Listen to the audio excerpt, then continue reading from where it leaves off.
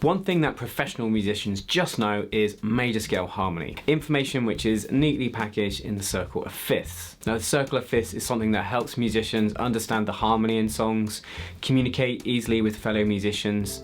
It also makes it easier to remember songs, and I think when it comes to trying to change the key of a song, so transposing a song, well, it just makes life a lot easier to do that more quickly. Now, I learned all of this information in a very roundabout way. I worked out songs by ear that I wanted to learn, and gradually, bit by bit, made connections in how songwriters like to use chords. It would have been so much quicker if someone had just shown me the circle of fifths. And something like this, the subject of today's video, would have saved me a lot of time. Now there's a lot of useful information that we can unpack from the circle of fifths, but it does need unpacking. I've recently started using this tool with my students to help them memorize and apply this information to the repertoire they are learning. This is the Circle of Fifths decoder made by Noisy Clan, a small company based in Edinburgh. Now, I rarely make videos about products, but I really do think this is a useful tool to go about committing information to memory, especially if you are a visual learner or learn by doing, like myself. And in this video, I'll share what the decoder is, how it can be used, and what key musical knowledge it helps you memorize and apply. And then at the end of the video, I'll go through my pros and cons of the decoder. Firstly, to be upfront and transparent, this is a sponsored video.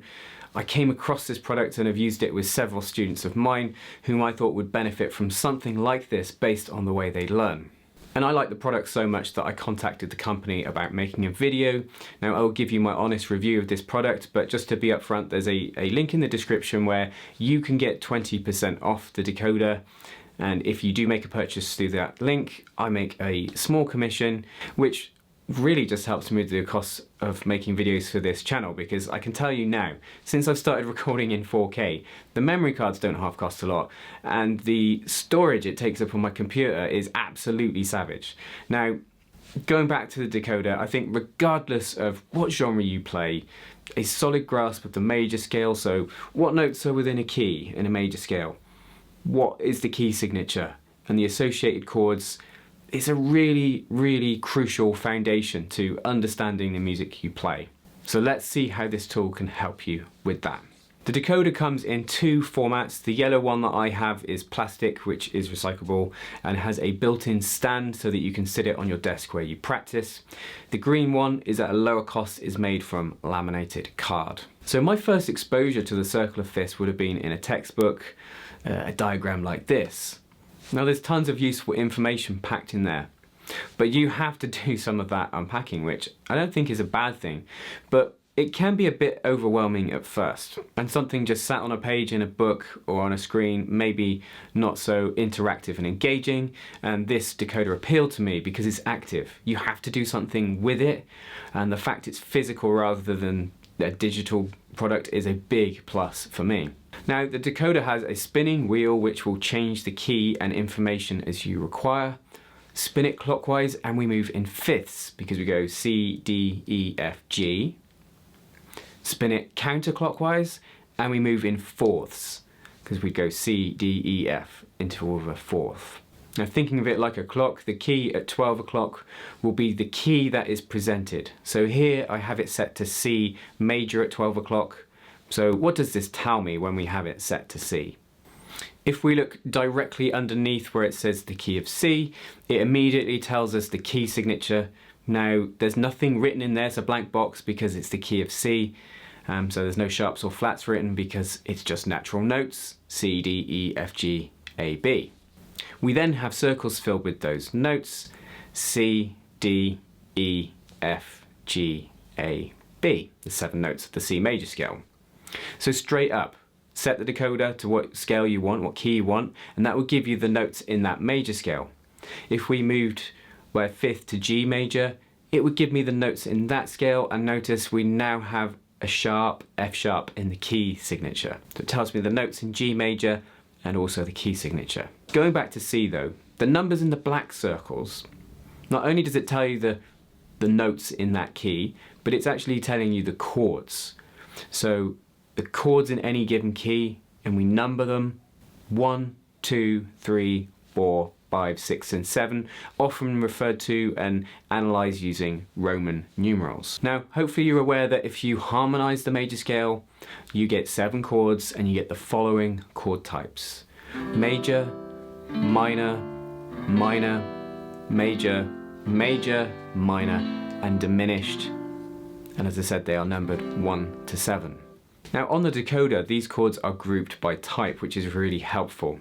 So we have the major chords 1, 4, 5 across the top. So in the key of C, that's C, F and G. On the bottom of the decoder, we have the minor chords, chords 2, 3 and 6. We then have chord 7, the diminished, standing on its own in the middle. What other information is on there? The hazed out circles to the side of the 4 and the 5 chord, these are the next keys in the circle of fifths. Clockwise keys, on a circle of fifths we've got C, then we go to G, then we go to D. Counterclockwise we've got C, F and B flat. So that indicates what the next key is on the circle. Now the numbers underneath the chord names refer to the notes within the chords from the scale. Take C major 1, 3, 5, that chord is made up of the first, third and fifth note of the C major scale. But if we take the 5 chord, G major, it's made up of the 5th, 7th and 2nd note of the C major scale. Now at first, I'll be honest, I felt this might be too much information for most people, but actually it does show you which chords share notes. For example, take C again, 1, 3, 5, you can easily see which other chords share those notes, with E minor having 3 and 5, and A minor having 1 and 3. There's obviously others too, but I wonder if there is a way where a future edition of this, they could change this and the wheel spins to actually share the notes themselves. So, C, E, G, G, B, D, and so on. So straight up, practical application. 1, 4, 5 is one of the most common progressions in popular music. It's the chords to the catchy tune La Bamba. So if we have the decoder set to C, in C, that would be C, F, G, 1, 4, 5.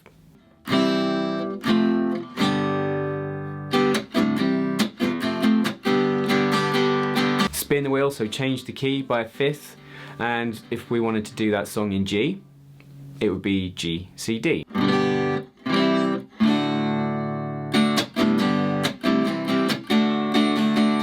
if I wanted, I could transpose those chords to any other key. Now this is a key skill, being able to take a progression and play another key, and also to recognise that it has the same sound quality, and in the long run to hear chords by their Roman numerals rather than their names. Let's take another popular song, Stand By Me. Chords 1, 6, 4 and 5. So in C it would be C, A minor, F and G. C,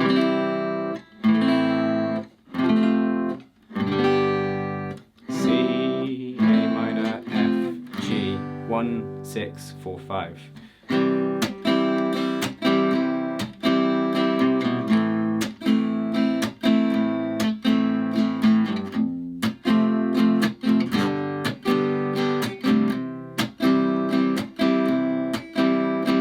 John Lennon's cover he did of that song was in A. Set the wheel to A, 1, 6, 4, 5, we got it in another key, A, F sharp minor, D and E.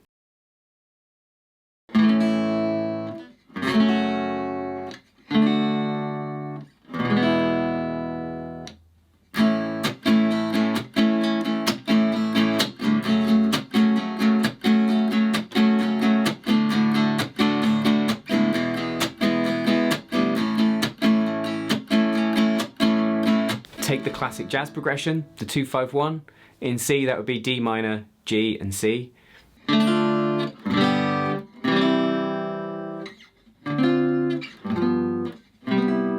Yes, we would probably make that D minor 7, G7, C major 7, but the essential info is there. Change the key to a good key for jazz, B flat.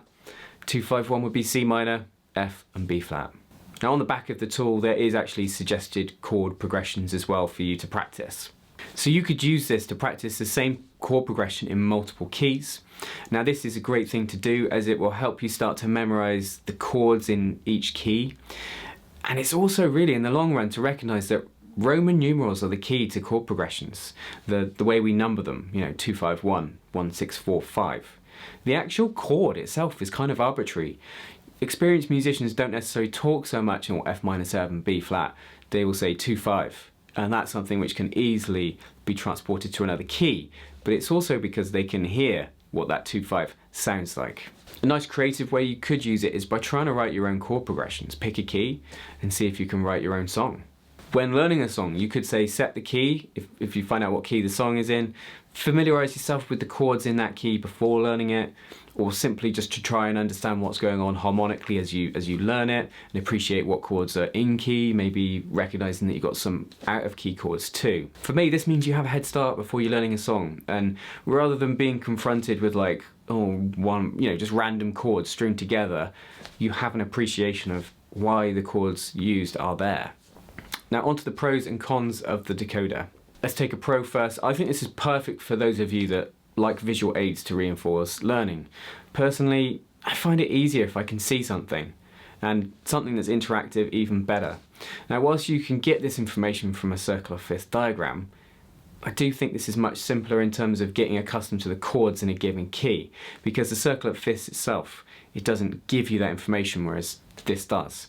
It also reinforces what notes are in the key, so what notes are in each major scale. And learning the chords in each key can be a time-consuming process, and I think this makes light work of that. Yes, at some point you don't want to need it, you want to just know it up here, but I see this tool as a wonderful thing to help you memorize your chords and key signatures and notes in the major scale. Another pro is you could use this to structure your practice, which is how I've helped some of my students use it. You could say, set it to a key and use it to practice that major scale or the arpeggios in that key, and of course chord progressions from that key. Or you could say use a website like this, songkeyfinder.com, no affiliation to that, but pick a key on there, then set the wheel to that key, and then try and figure out the chords to a chosen song on there, based on the fact you've already got a head start because the decoder is telling you what chords are in that key. A con, as a jazz musician and teacher, I kind of feel like I wish it had sevenths on there, so like C major 7, F major 7, G dominant 7th, but really the theoretical knowledge should start with the triad, so maybe that's the correct thing. The con I feel is I appreciate the intent behind having the notes in numbers. I'm just not used to thinking of a G chord as being the 5th and 7th and 2nd note of the C major scale. To me it's just 1, 3, 5. And I'd love it if there was the ability for it to just tell us what the notes are in the chords themselves. A con could be that it doesn't include and cover all of the N harmonic equivalents that a typical circle of fifths diagram will. It has G flat and the equivalent F sharp, but it doesn't include C flat with B or C sharp with D flat. I don't think this is a big deal. I think they picked the keys which are more commonly written in. Say for instance, you're much more likely to see a song written out in D flat than C sharp. Another positive, I really like the fact that Decoder comes with a book breaking down key theory. I think this is a really well thought out, well written and helpful companion. It encourages theoretical understanding alongside practical and creative application in your practice. Overall, I think if you're a guitar player at that point where you're learning more about harmony, but you're needing to get to that point where you know all of your major scales and you know the associated chords and key signatures, then I think this is a fantastic, very valuable practice tool. As I said, personally, the way that I like to learn, I much prefer something visual, and the fact it's kinesthetic, you have to do something with it, it's active.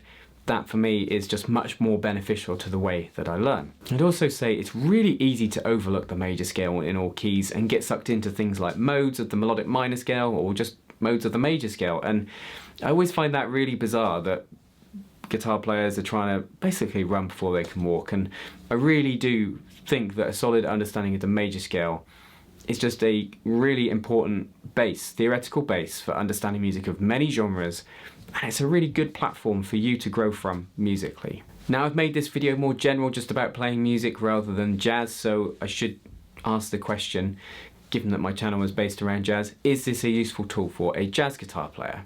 And I would say yes, depending on what you know theoretically. I see it so often with students trying to learn songs in a key they don't understand, and let's face it, it's rare for anyone to have a perfect learning journey where they learn all the right things at the right time, and quite often things get missed out along the way, and this is often one of the things that gets missed. So knowing your key signatures, which means you can look at a song in the real book and straight away see, right, 2 flats, that's the key of B flat, that means these chords, gives you a head start on the tune.